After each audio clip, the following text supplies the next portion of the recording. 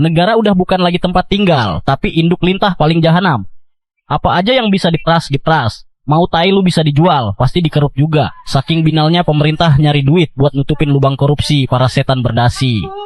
Sementara orang nganggur bertahun-tahun dibiarin hidup kayak mayat nyusup di kuburan. Gak ada bantuan, gak ada solusi. Cuman dikasih motivasi sampah dari pejabat munafik.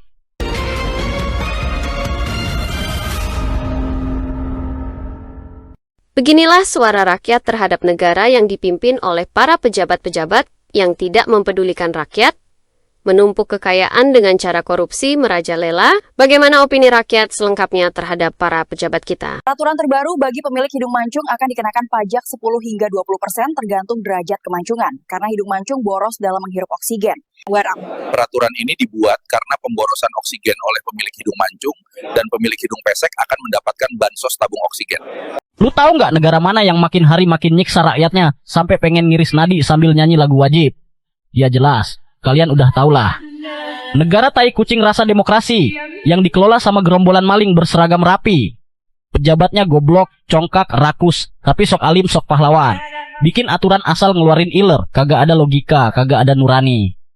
Hidup rakyat dijadiin bahan eksperimen kayak kelinci lap, dipencet sana-sini, dicekek sana-sini, tapi disuruh bersyukur. Lah setan, hidup udah kayak dikencingin tiap hari masih disuruh cium tangan. Kebijakan baru nongol kayak jerawat busuk, satu muncul, yang lama belum sembuh.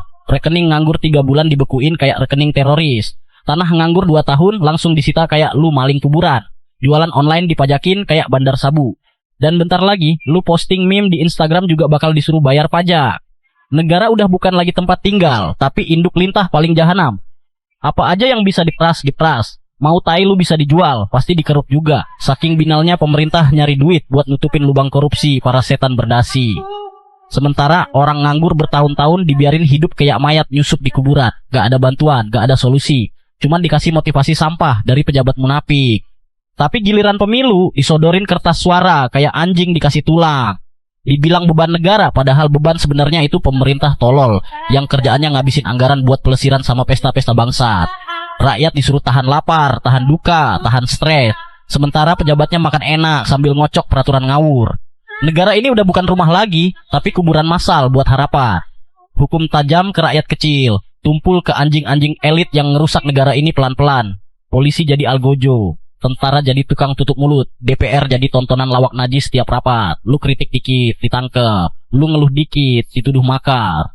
Padahal yang sebenarnya makar itu para brengsek yang ngerampok duit rakyat sambil nonton bokep di istana.